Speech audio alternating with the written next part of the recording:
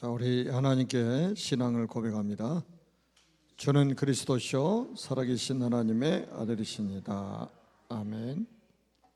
우리의 대적이 확실하죠.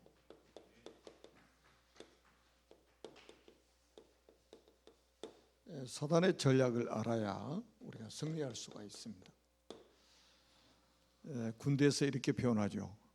적을 알고 나를 알아야 백전백승한다, 이렇게 말씀합니다. 우리도 우리의 적이, 우리의 대적이, 우리의 주적이 사탄이잖아요. 사단의 정체를 우리가 잘 알아야 되겠죠. 오늘 아침 우리 기도수첩을 묵상했잖아요. 여러분들이 신앙생활을 열심히 하는 게 중요한 게 아니고 정확하게 해야 됩니다. 다시 말하면 바르게 해야 된단 말이에요, 신앙생활을. 엘리야가 막 고백을 하죠. 나 홀로 남아서 열심히 특심했다. 그런데 이 결과가 뭐냐고. 열심히 특심했는데 이 결과가 뭐냐고. 나 더 이상 할 수 없으니까 나를 데려가 달라고. 그게 한계예요, 우리 한계. 그래서 열심히 하는 게 중요한 게 아니라 정확하게 해야 됩니다. 바르게 해야 돼요. 그리고 우리는 굉장히 여기에 민감하잖아요. 여론에 민감합니다. 사람들의 소리에 민감하고 여론에 민감해요. 그런데 우리는 이렇게 하면 신앙생활이 어려워집니다. 우리는 하나님의 음성을 듣는데 민감해져야 됩니다. 그러니까 하나님의 말씀이 내 신앙생활의 기준이 돼야지, 사람이 하는 말, 이거는 참고할 뿐이지 이게 우리 신앙생활의 기준이 돼버리면 안 돼요. 엘리야가 그 낙심한 가운데 절망하고 있다가 천사를 보내가지고 음식을 가져다 주시잖아요. 그래서 40주야를 걸어가지고 하나님의 산 호렙에 올라가서 하나님의 음성을 듣게 됩니다. 이게 완전히 새로운 시작이에요. 그러니까 거의 모든 사람들이 하나님 말씀에는 민감하지 않습니다. 사람의 소리에 민감해요. 여론에 민감합니다. 그러니까 신앙생활이 어려워지는 거예요. 그리고 또 거의 사람들이 현실만 중요하게 생각합니다. 그래서 현실적인 것들 있잖아요. 먹고 사는 문제, 여기에 또 매몰돼 가지고 미래를 보지 못한다 이 말이에요. 그래서 우리는 미래를 준비해야 된다. 미래를. 이게 이제 너를 대신할 선지자를 세우라는 거 아니에요. 누구요? 렘넌트 엘리사를 세우라는 거잖아요. 그러니까 우리는 꼭 기억해야 됩니다. 열심히 하는 거 하나님 그렇게 기뻐하지 않습니다. 바르게 해야 돼요. 정확하게 해야 됩니다. 사람의 여론 그렇게 중요하지 않습니다. 거의 틀리기 때문에 하나님의 음성에 귀를 기울이는, 하나님의 음성을 듣는 훈련이 필요해요. 우리가 성경 읽기 챌린지 중에 있잖아요. 이거 읽다가 하나님의 음성을 듣고, 설교 들으면서 하나님의 음성을 듣고. 아멘? 이게 기준이 돼야죠. 우리 기준이. 그리고 우리는 현실 문제를 위해서 사는 존재가 아니에요. 우리는 미래를 준비해야 돼요. 미래. 그래서 우리가 렘넌트를 키우는 거예요. 그리고 우리가 이제 성경을 볼 때 그냥 부분 보는 게 아니라 큰 흐름을 가지고 봐야 됩니다. 흐름을 가지고. 자, 우리는 성경에 보니까 원래 인간에 대해서 성경이 말씀을 하고 있잖아요. 원래 인간에 대해서. 항상 여기서 시작을 해야 돼요. 원래 인간이 어떤 건지를 모른다니까요. 여러분들은 잘 알고 있지만 지금 우리가 인도 그 힌두교 국가, 불교 국가, 모슬림 국가에 가잖아요. 하나님의 형상대로 우리 인간을 만들었다고 그러니까 이거에 충격받은 사람이 그렇게 많은 거예요. 세상에 성경책을 폼으로 들고 다니는지. 이런 인간이, 여러분, 하나님의 형상대로 지음받았다는 이거는 어마어마한 사건인 거예요. 그런데 이 인간이 타락했다 이 말. 타락한 인간. 그게 뭐예요? 창세기 3장 사건 아닙니까? 이게 바로 원죄 사건 아닙니까?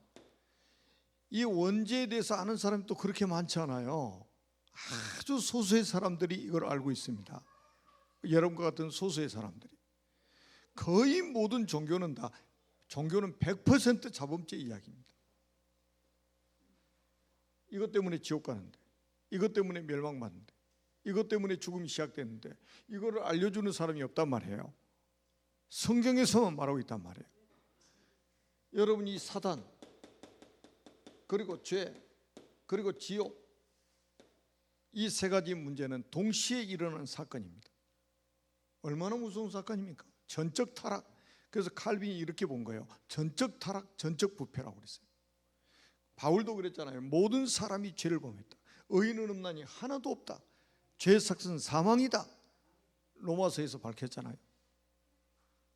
그런데 이런 인간에게 하나님께서 은혜를 베푸셨다 이 말이에요. 그게 뭡니까? 창세기 3장 아닙니까? 3장 15절 아닙니까? 여자의 후손을 보내서 뱀의 머리를 상하게 할 것이다. 여자의 후손 그리스도를 보내서 뱀의 머리를, 사탄의 머리를 깨뜨리실 것이다. 이 흐름이 계속 된단 말이에요. 이걸 계속 예언하다가 이분이 오실 장소를 말씀하셨는데 그게 창세기 12장 1절로 3절이에요. 지구 생겨 최초로 메시아 오실 장소에 대한 언약을 주시는 거예요. 내가 네게 보여줄 땅으로 가라. 그게 어디예요? 4절에 보니까 말씀 따라 갔더니 그곳이 가나안 땅인 거예요. 한 번도 가본 적이 없어요. 하나님 이민 가라는데 가잖아요.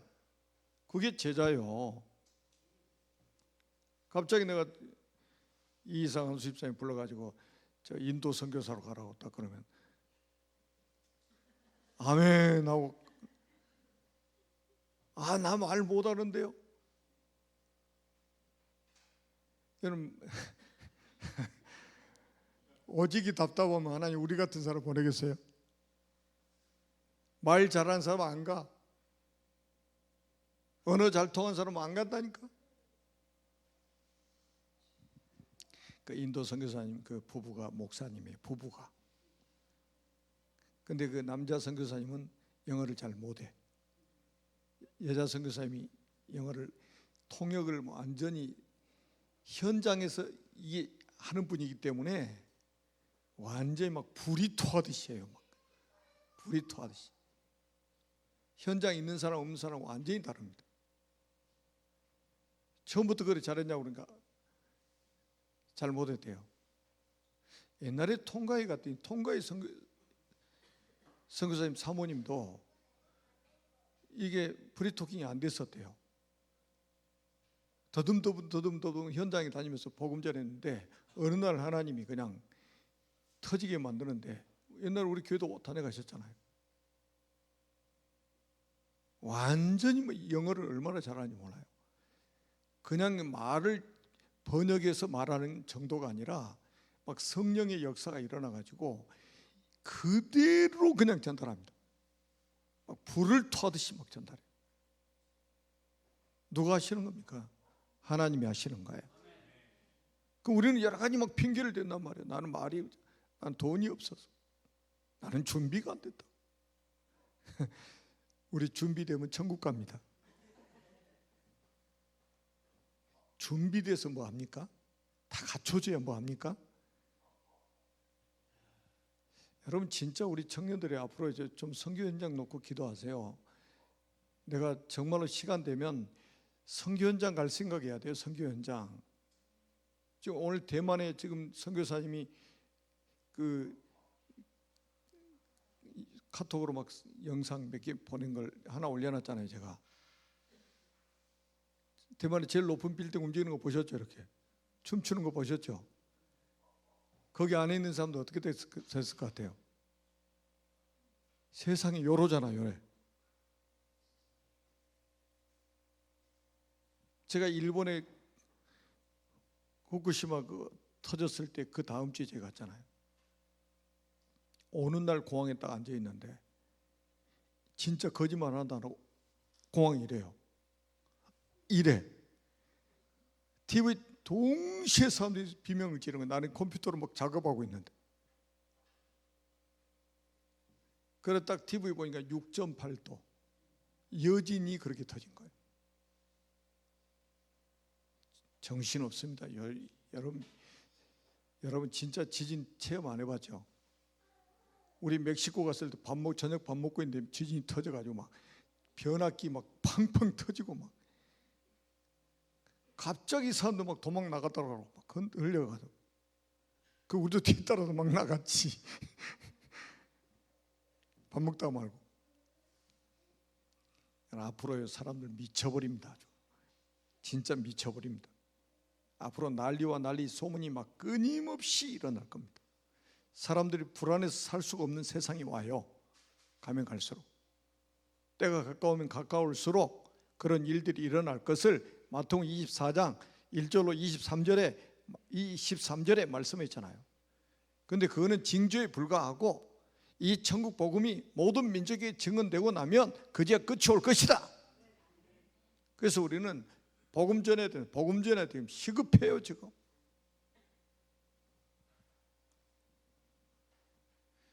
그래서 그 메시아 오실 장소를 말씀하셨고 여기서 메시아를 기다려. 구약은 이거 아닙니까? 여기서 메시아를 기다려라. 메시아를 기다려라.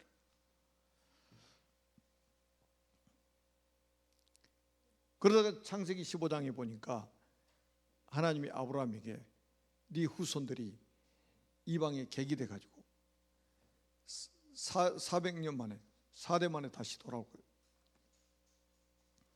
애굽의 노예로 갈 것을 창세기 15장에 아브라함에게 말씀하셨던 거예요. 그래가지고 요셉 시대에 노예로 가잖아요. 요셉 시대에 노예로 팔려가잖아요. 그래서 그냥 잠깐 갔다 오는 게 여행 갔다 오는 게 아니라 430년 동안 이스라엘 민족이 거기서 살게 되잖아요. 노예로 살게 되죠. 그래서 430년 만에 하나님이 모세를 통해서 출애굽기 3장 18절에 희생제사 비제사를 드려라. 이것 붙잡고 출애굽합니다. 출애굽해서 광야에 40년 동안 삽니다. 광야 40년 동안 살아요.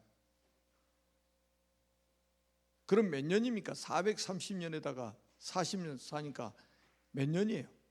470년 만에 가나안 땅에 들어간 거예요. 470년 만에 가나안 땅에 들어간 겁니다. 그래서 가나안 땅에 들어가서 어떻게 합니까? 가나안 땅에 들어가는 과정들 한번 보세요. 여호수아 1장에 보니까 너희들이 밟는 땅을 내가 다 너희에게 줄 것이다. 밟는 땅을 너희에게 줄 것이다. 너희들이 밟는 땅을 내가 너희에게 주었노니. 그리고 정탐꾼 보내가지고 여리고성에 나합을 찾아내고 그리고 요단을 건너게 만드시고 그리고 여리고성 무너뜨리고 아이성 무너뜨리고 그리고 나서 오늘 여호수아 9장이에요. 이 9장 속에는 뭐가 들어있냐? 사단이 이걸 가지고 하나님의 백성들을 속인다 이거예요. 이거 간단하게 말씀드릴게요. 자, 창세기 3장 1절에서 6절에도 보니까 처음부터 마귀는 거짓말장, 거짓으로 우리를 속였습니다. 산을 갖다 먹어도 안 죽는다는 거예요. 완전 거짓말이죠. 너희들이 눈이 밝아서 하나님과 같이 된다는 거예요. 얼마나 좋은 메시지입니까? 얼마나 좋은 메시지예요. 뭐 저기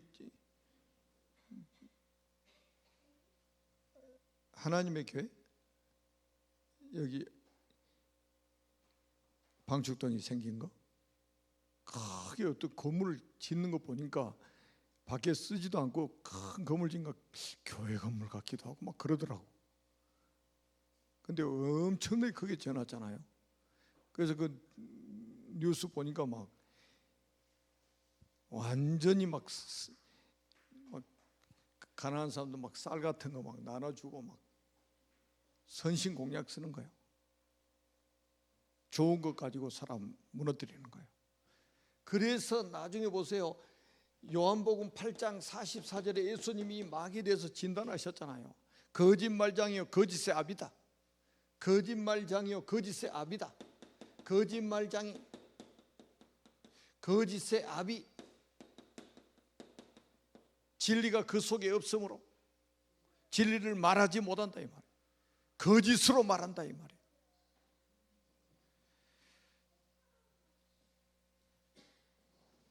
여기에 이제 그 여리고성 무너뜨리고 아이성 무너뜨리고 하니까 여기 이제 9장에 보니까 얼마나 긴장하겠어요. 가나안 땅에 살고 있는 그 족속들이 7족속 31명의 왕이 얼마나 놀라겠습니까? 이스라엘 백성들의 그 소식을 다 들었단 말이에요. 그 중에 이제 기브온 거민이 나오잖아요. 기브온 거민. 기브온 거민이 마치 멀리서 온 것처럼 속이잖아요. 멀리서 온 것처럼. 그래서 여호수아 이 군대를 만나가지고 자기들이 막 나가지고 옷도 다 헤어지고 그 다음에 막 신발도 다 떨어져 가고 자기들이 올 때는 따뜻한 그 빵을 만들었는데 이렇게 멀리 오다 보니까 다 식었고 곰팡이 끼고 깜빡 속아버린 거예요. 깜빡 속았어요. 여호수아가. 하나님 말씀이 뭐라고 그랬어요? 다 죽이라고 그랬잖아요. 가나안 7족속 다 죽이라고 그랬잖아요. 그런데 이 거짓말에 속아가지고 넘어가 버린 거예요. 진짜 멀리서 온 사람인 줄 알고 조약을 맺어버린 거예요. 그것도 여호와의 이름으로.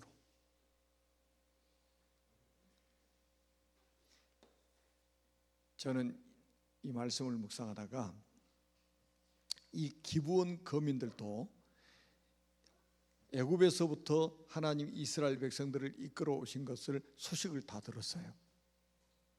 그런데 이 사람들은 이스라엘 백성들이 두려운 거예요. 그래서 다 멸하시기로 한 그 소식까지 다 들었어요. 그래가지고 두려운 거예요. 죽음이 두려운 거예요. 그래서 이 속임수를 쓴 거예요. 그런데 똑같은 소문을 들은 사람이 있었잖아요. 여호수아 2장에 보니까 누굽니까? 라합이잖아요. 똑같은 소문을 들었어요. 그런데 라합은 죽음에 대한 두려움이 아니라 그 소문을 들으면서 이 사람 언약을 딱 붙잡은 거예요. 언약을 붙잡은 거예요. 똑같은 소문을 듣는데 라합은 언약을 붙잡았어요. 언약을 딱 붙잡았다니까요. 소문 듣는데. 그런데 이 기브온 거민들은 그 이스라엘 백성들의 소문을 듣고 애굽 박살내고 나온 거, 광야에서 그 왕들 막 하나님 박살내신 거, 그리고 여리고성 박살난 거, 아이성 박살난 거 소문 다 들었단 말이에요. 그러니까 죽음에 대한 공포, 죽음에 대한 두려움이 오니까 이스라엘 백성 속인 거예요. 그러나 저는 이걸 딱 보면서요, 똑같은 말을 들어도 그냥 두려운 사람이 있고 언약으로 붙잡는 사람이 있구나. 그래서 항상 시대마다 보면 무리가 있고 제자가 있구나. 여러분, 라합은 완전 제자잖아요. 제자는 하나님이 보내시고 하나님 만드시고 하나님이 준비하시고, 아멘? 정탐꾼이 가서 만든 게 아니에요. 하나님이 준비하시고 하나님 보내신 거예요. 태어난 거예요. 이걸 찾는 거예요. 그래서 예수님도 그랬잖아요. 너희는 가서 모든 민족을 제자로 삼아 그랬잖아요. 준비되어 있다는 거예요. 여러분, 말씀 받는 사람이 딱 저기 자세가 딱 보면 이 사람이 무리인지 제자인지 금방 나오잖아요. 답이. 뭘 가지고 우리가 제자냐 무리냐 구분할 수 있겠어요? 말씀 딱 전에 보면 이 기브온 거민들은 그냥 죽음에 대한 공포, 그 두려움 때문에 이스라엘 백성들 감쪽같이 속여가지고 여호와 이름으로 맹세하면서 조약을 딱 맺어버린 거예요. 우리는 당신들의 종이 아니냐, 당신들의 종이 아니냐. 깜빡 속아버렸다니까. 안 그래도 일할 사람 많은데, 일손이 딸리는데, 그래 자기를 발로 찾아와가지고 우리는 당신들의 종이라고 그러니까 얼마나 마음이 또 기뻐요. 그래, 일할 일꾼이 생겨버렸잖아. 그냥 자기들이 당장 유익하잖아요. 그냥 육신적으로 자기들이 해야 될 그 어려운 일들이잖아요. 우리나라 사람들이 안 하는 건 3D 업종 뭐 그런 거 말이 있잖아요. 그거 우리나라 사람들 일 안 하려고 하는 거, 근데 외국 사람들이 다 대처하잖아요. 딱 그런 식이요. 지금 육신적으로 유익이 될 것 같으니까 깜빡 속아버린 거예요.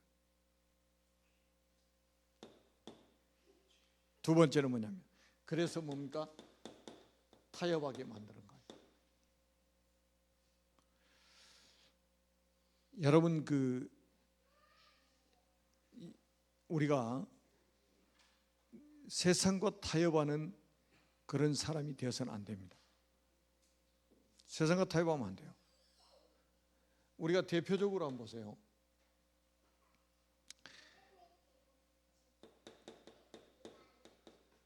다니엘의 세 친구 한번 보세요. 세 청년들. 아니 지금 금신상 두라평지에 세워진 금신상 앞에 절하지 않으면 불 속에 집어넣어버리겠다고 했잖아요. 근데 이 세 사람만 안 해. 그 왕 앞에 이제 잡혀왔잖아요. 그 왕인데 기회를 한번 주겠다. 기회를 줄 테니까 지금이라도 하면 내가 살려주겠다. 왕이요, 거기에 대해서 우리가 대답할 필요도 없나이다. 왕 앞에서 그렇게 말할 수 있어요? 야, 진짜. 그러면서 뭐라고 그래요? 우리가 이 불 속에 들어가면 하나님이 능히 우리를 구원하실 것이다. 여기까지만 해도 우리 아멘 할렐루야 하잖아요. 그건 그 다음이 중요해요. 그리 아니하실지라도 타협 불가. 차라리 죽음을 선택하겠다는 거예요. 내가 우상 앞에 절하고 살 바에 나는 차라리 불 속에 들어 죽겠다는 거예요. 죽고자 하는 자는 뭐한다? 살 것이요. 머리털 하나도 걸리지 않고 살아서 나왔잖아요. 분명히 세 사람이 들어갔는데 거긴 네 사람이 막 왔다 갔다 하는 거예요. 불 속에서, 용광로 속에서. 야, 이거 한번 생각해 보세요. 그런데 보니까 하나님의 아들 같다고 또 그 성경이 그랬잖아요. 왕이 보고. 여러분, 구약에 나타난 구원자 전부 오실 그리스도예요. 구원자는 전부 그리스도예요. 구약이나 신약이나. 불 속에서 만난 그리스도예요. 아멘. 여러분, 타협하는 사람이, 적당하게 타협하는 사람에게는 이런 체험을 할 수가 없어요. 영적인 세계를, 4차원, 5차원 세계를 체험을 할 수가 없어. 여러분, 다니엘과 같은 경우에도 마찬가지잖아요. 다니엘과 같은 경우. 아니 지금 사자굴 속에 왕의 외에 다른 신에게 절하거나 기도하면 사자굴 속에 집어넣겠다고 하는 왕이 의인을 찍어가지고 조서를 공포했음에도 불구하고 집으로 돌아가서 예루살렘 쪽으로 열려있는 창문을 열어놓고 하루 3번씩 정식기도 하는 거 보세요. 전에 행하던 대로. 평상시에도 그래 왔는데 이런 위기가 찾아와도 평상시에 했던 것처럼 해버리는 거예요. 그러니 다니엘 모함하는 사람들한테 적방에 걸려들죠. 그래서 사자굴 속에 들어갔습니다. 왕 앞에 변명하면 또 풀어줄 수도 있잖아요. 변명도 안 해. 들어갑니다. 그 말은 뭐예요? 차라리 죽음을 선택하겠다 이거예요. 내가 비굴하게 살 바에 뭘 택하겠다고요? 차라리 죽겠다 이거예요. 내 목숨 이거 부지하려고 구걸하지 않겠다 이거예요. 차라리 죽겠다. 이게 신앙이에요.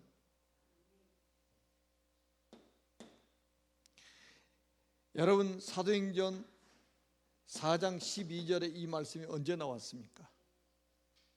베드로가 창세기 사도행전 3장에 안진병이 일으키고 나니까 이 대제사장 가문이 발칵 뒤집혔잖아요. 예루살렘에 막 어마어마한 핍박이 일어났습니다. 그때 베드로가 했던 결정적인 말이에요.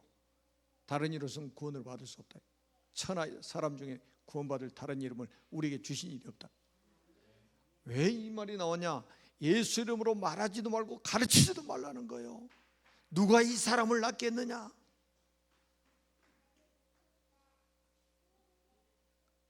아니, 하나님이 그리스도 외에 다른 이름을 주시 않았는데 그럼 내가 누구 이야기하라는 말이에요 지금? 여러분, 이게 어디서 했냐면 종교 법정에서 한 거예요. 종교 법정. 세상 법정보다 더 무서운 게 종교 법정입니다.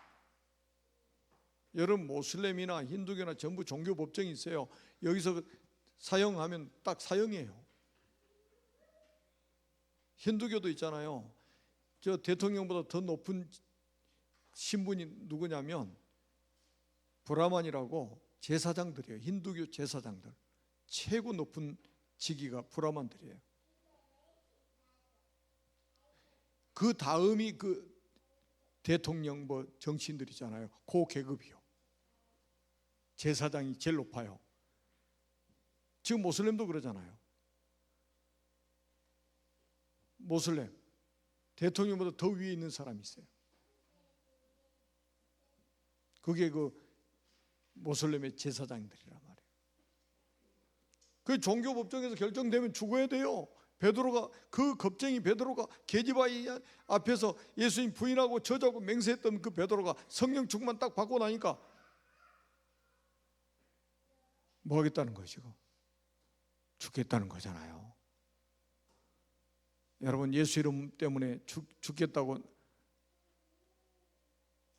하기야 여기 누구 나온다고 죽이겠어요 지금?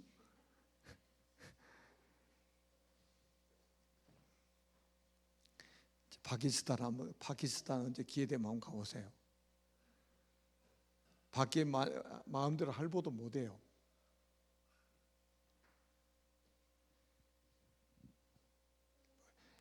여러 가지 설명하려면 복잡하고 하여튼 여러분, 진짜 아직도 지금 순교하는 사람들이 많아요. 저 힌두교 국가나 지금 모슬렘 국가에.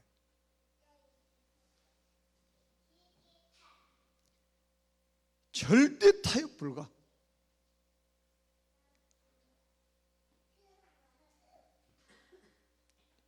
사단은 계속 타협하게 만든다 이 말이에요. 타협.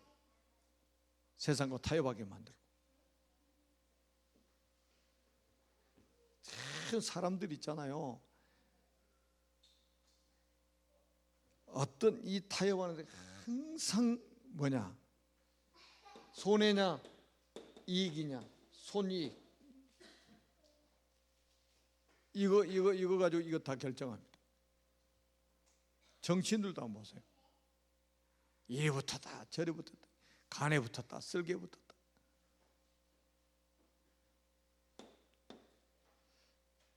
그래서 우리는 뭐가 중요하냐? 여러분이 지금 선택이 아주 중요합니다.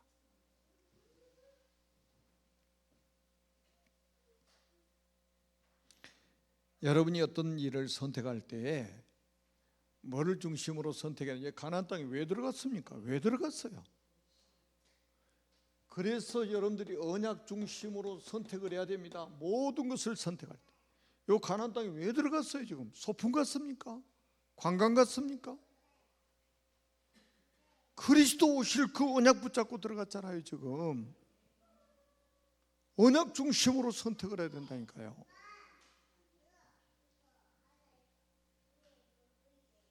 그렇지 않으면 다 가짜요. 다 가짜. 그건 가짜 생산해내는 그런 교회가 아니요. 언약의 사람들이 모여 있는 것이 교회예요.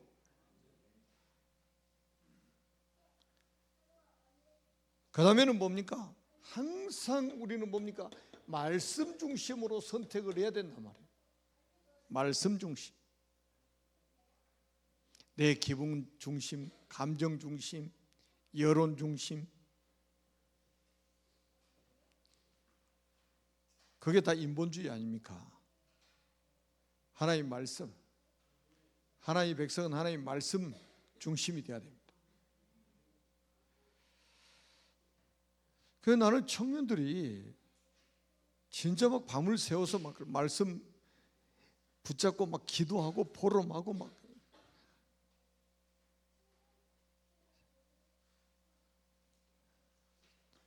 청년들이 노인처럼 그렇게 돼버리면 큰일 납니다.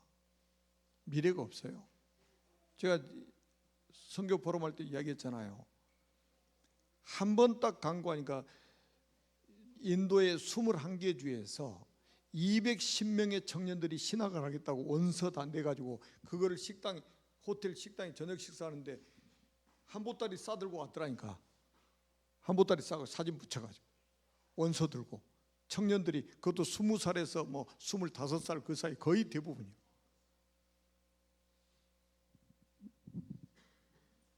우리나라의 33배의 땅이, 그런데 21개 주에서 동시에 그냥 원서 낸 사람만 그러는 거예요. 더 이상 받을 수도 없어. 왜냐하면 수용할 장소도 없어. 그 이 청년들을 우리한테 훈련시켜 달라는 거예요. 우리한테.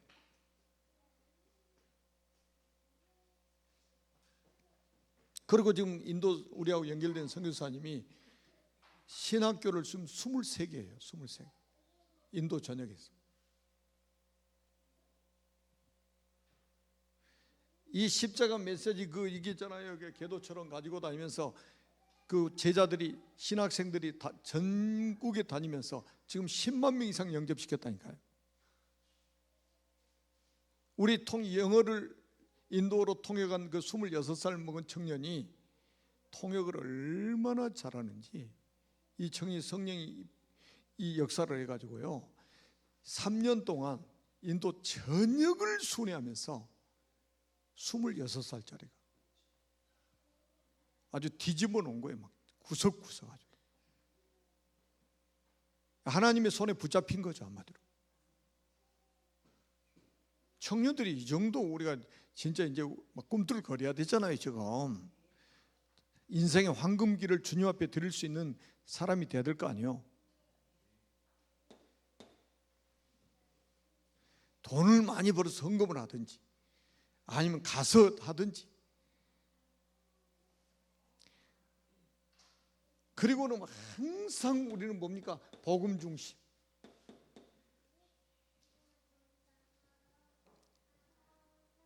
여러분, 율법이냐 신비냐 복음이냐 이거 아주 중요합니다. 전 세계 다녀보면요 특히 그 모슬렘권은 굉장히 율법 중심이에요. 그 다음에 힌두교권 가보니까 굉장히 신비주의적이에요. 왜냐하면 영적인 흐름이 그래요. 뭐 찬양을 해도 보니까 완전히 막 그냥 아주 정신이 하나도 없어. 아주 그 안정시키느라고 그냥 아주 이야, 이게 근데 우리가 처음에 무당 부닥거리 한 줄 알았어. 그냥 우리 무당집 많이 가봤잖아요. 그거 분위기가 똑같은 거예요. 그냥 완전 복음이어야 됩니다. 그 다음에 뭡니까? 이겁니다. 자, 오늘 한번 본문 한 번만 읽어볼게요. 우리 14절을 같이 한번 읽어볼게요. 14절. 결정적인 요소가 실수한 부분이 이거예요. 시작. 무리가 그들의 양식을 취하고는 어떻게 할지를 여호와께 묻지 아니하고. 다른 거는 다 물었는데 여호와한테 묻지 않고 그냥 결정해 버린 거예요. 물었다 이 말은 기도 안 하고 하나님께 물어보지 않고 하나님 허락을 안 받고 결정해 버린 거예요. 거의 대부분 그러잖아요. 문제 생겨보세요. 머리 쫙 굴려가지고 이거 밤새 굴리느라고 그 200도 안 되는 머리를 계속 돌리다가 보면 어떻게 되겠어요? 돌아가 버리지.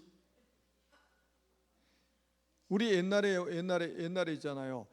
공부 잘하는 놈 꼭 어디 가서 공부하냐? 절간에 가서 한다니까. 여기 딱. 그러다가 동네에서 그런 아이들 하나씩 있었고, 그러다가 돌아버리더라고.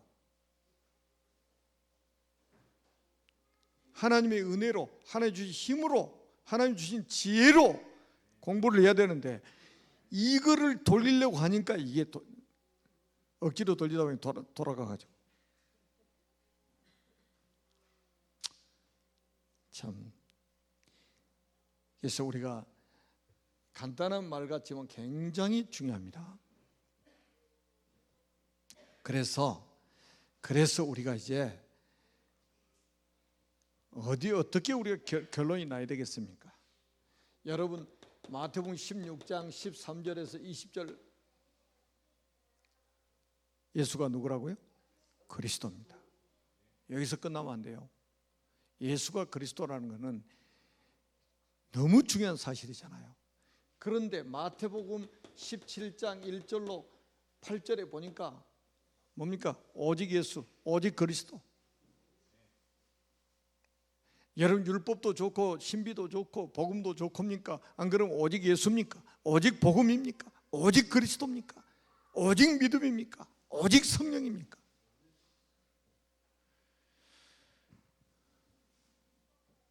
그래서 여러분들이 이제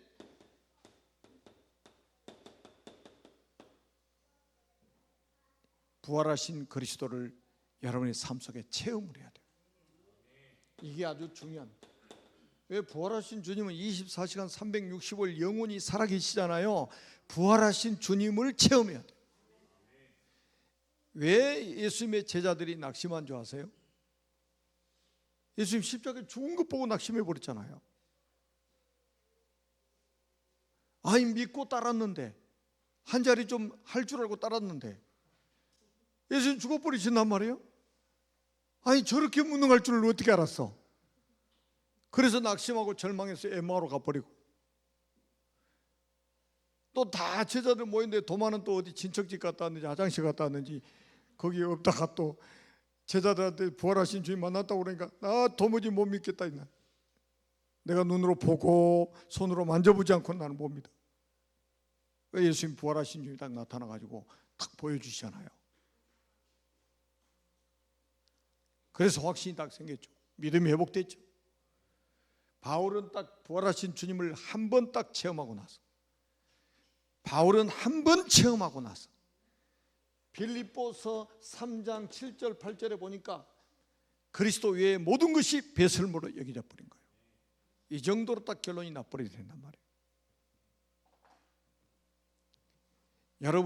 여러분 인생을 하나님 앞에 드리는 게 아깝다? 여러분이 하나님 앞에 시간을 드리는 게 아깝다? 그거는 제자가 아니죠. 자, 우리가 사단의 전략을 알면 우리가 승리할 수 있습니다. 사단을 이길 수 있는 분은 그리스도밖에 없습니다.